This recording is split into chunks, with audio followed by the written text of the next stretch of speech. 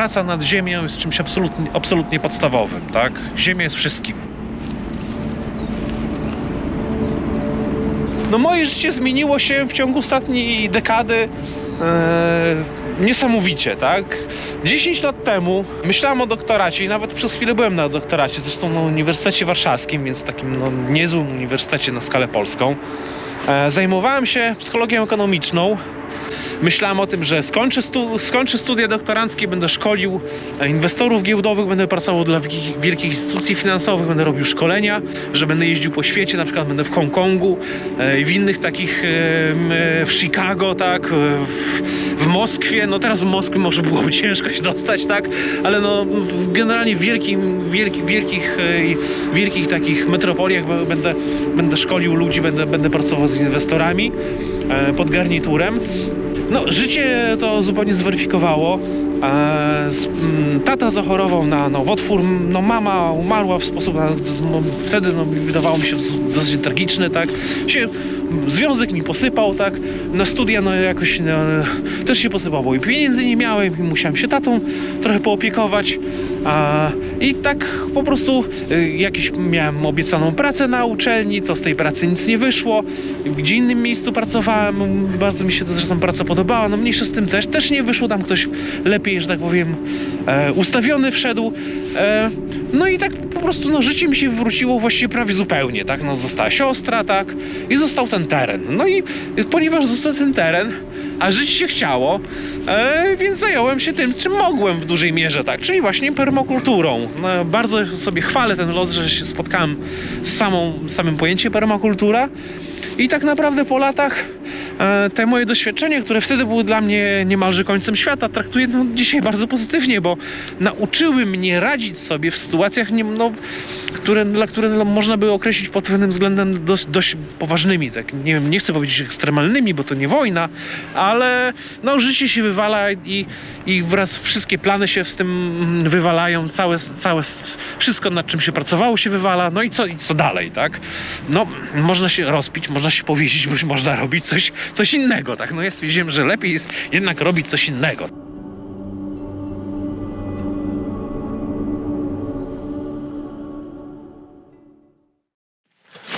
Łapka na myszy, żywołapka w tym przypadku, aczkolwiek mysz spotkania później nie przeżywa. Worki wystarczą, żeby utrzymać temperaturę. Schodzę po ziemniaki, tak? Staram się podstawowych warzyw, ziemniaki, buraki, pietruszka, marchewka mieć tyle, żeby do końca następnego swojego sezonu mieć już polegać tylko i wyłącznie na swoim, tak? Ale mogło być jeszcze więcej sprzedał i więcej jadł, bo lubię. Dobrze jest dużo żreć, jak się dużo pracuje. Zaraz wracam z ziemniakami dla żony.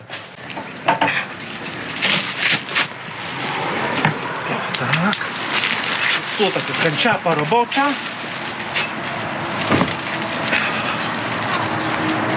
Polegam na swoich zapasach i starczy one mi dotąd, aż zbiorę do kolejnych zbiorów, tak?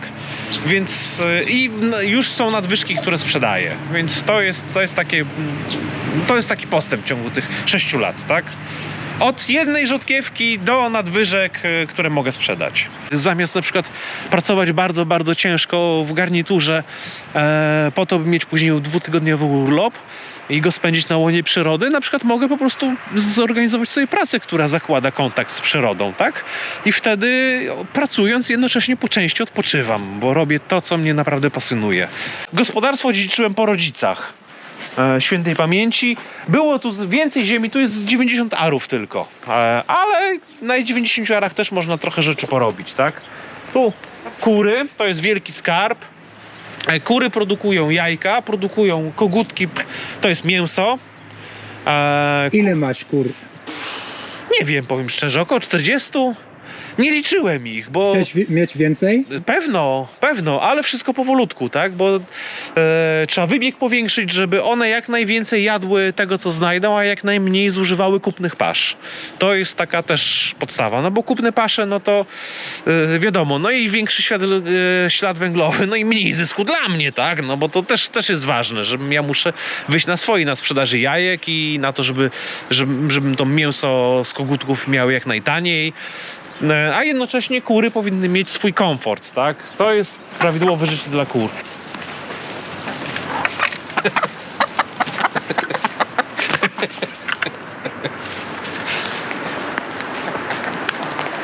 Mam czasami chwilę czasu, to lubię i sobie po prostu przychodzić i patrzeć się na kury, co robią.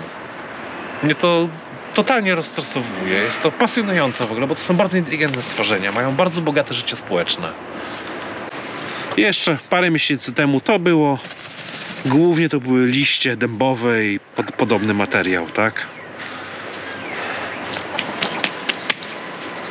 Elegancko przerabiają. No głównym plonem są ziemniaki. Ja ziemniaków nie uprawiam bezpośrednio w ziemi, tylko uprawiam w tak zwanej głębokiej ściółce. I tutaj zrobiłem taką pryzmę. Ta pryzma jest wielowarstwowe. No. Pierwsza warstwa to były liście. Później dawałem siano. Nie wiem, czy to siano, o tu jest na przykład widać trochę starego siana, tak?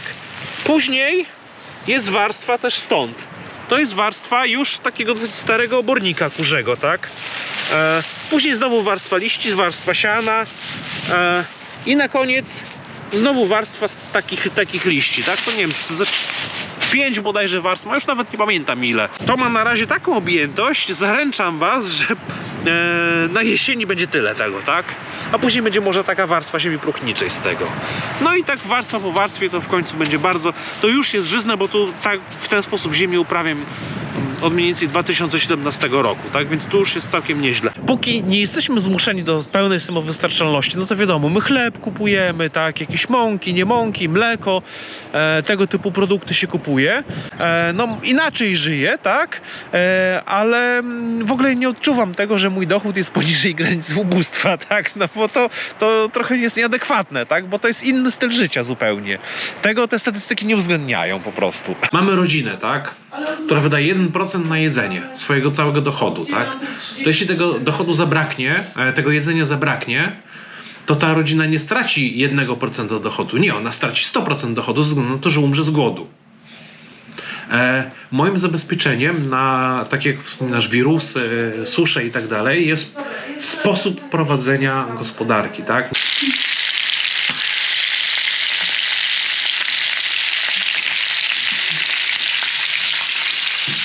Prawdziwa kurczaka.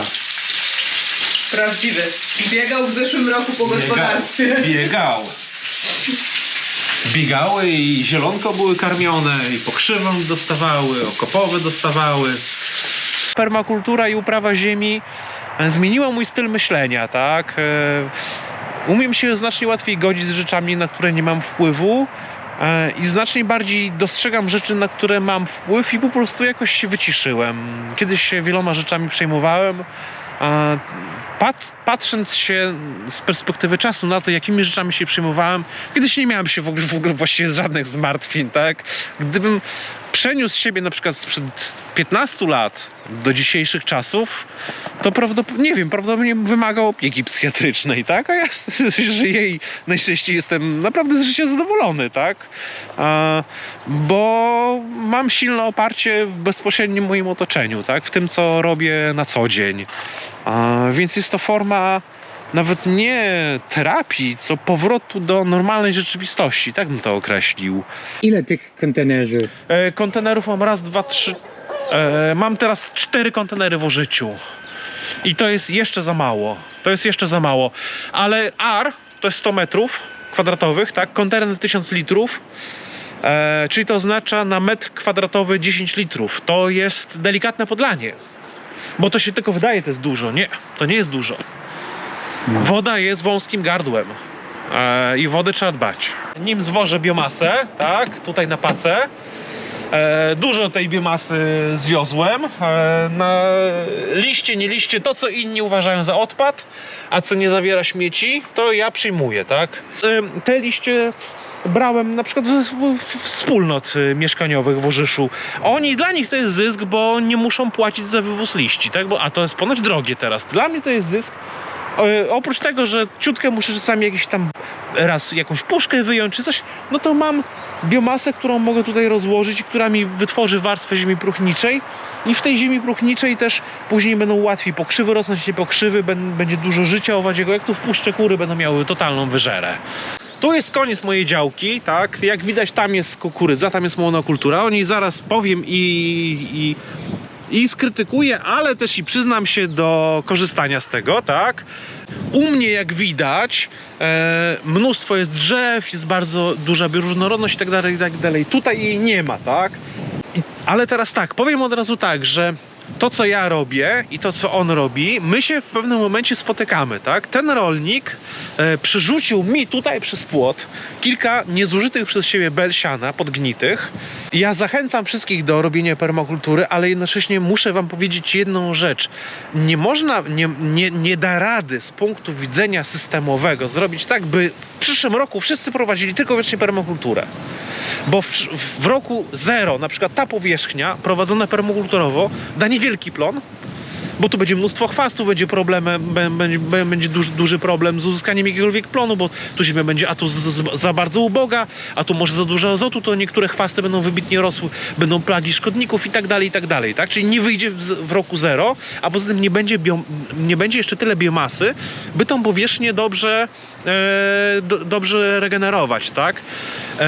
I w pewnym momencie stare i nowe musi się spotykać, czyli musi być, my permakulturowcy i rolnicy duzi, my nie możemy być wrogami wobec siebie, tylko my musimy ze sobą współpracować, tak? Jeden do drugiego się uczyć. I ja dlatego bardzo chętnie temu rolnikowi mówię, co ja robię, tak? I on słucha, bo on jest tego ciekawy, jest życzliwy temu, bo widzi, fajnie, ktoś uprawia ziemię, ktoś próbuje coś robić, a nie mówi, dobra, pójdę do Biedronki, pójdę na zasiłek, pójdę do Biedronki, a tak to będę w przerwie piwo pił, tak? Bo on tego nie lubi i mnie szanuje, a natomiast ja też jego szanuję. Wiem, że jego życie jest trudne, bo tu choroby, bo to, bo tamto, bo dopłaty, bo inne kwestie, bo też zmiany klimatu i jego mocno biją, bo o Jezu, nie mam siana, bo kurczę, susza przyszła i co ja teraz zrobię? I my możemy i powinniśmy ze sobą wzajem korzystać, tak? I mam nadzieję, że jeśli on kiedyś będzie zmieniał swój profil, to też będzie korzystał, że na przykład będzie po prostu zmniejszał obszar robiony uprawy tego typu, a będzie zwiększał obszar taki przynajmniej permakulturowy w oparciu o to, co jeszcze nadwyżki ze swojego starego systemu takiego przemysłowego, tak? Czyli na przykład bele siana już nie będzie mi dawał, tylko będzie u siebie gdzieś coś robił, wzbogacał swoje powierzchnie, będzie swoje warzywo uprawiał i tak dalej, tak? Ale póki co my permakulturowcy korzystamy z odpadów systemowych, tak? I ten system, mimo że my go krytykujemy, to my z niego w dużej mierze korzystamy, tak? Tak jak powiedziałem wcześniej, z dobrych kilka lat do 10 lat musi potrwać, zanim mi te wszystkie drzewa wyrosną i będą mi moją biomasę dawać, tak? Ja do tego czasu tego systemu potrzebuję. Tu były w zeszłym roku kartofelki. Niektóre w głębokiej ściółce nawet zimę przetrwały. To trawę można, na przykład króliki można spasać, tak? Świetna akcja, królik. Pośrednio człowiek je trawę poprzez królika, tak?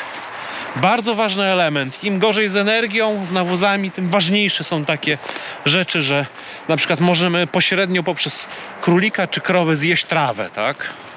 Krach finansowy, jestem odporny. Niedobory paliwowe, jestem odporny, tak?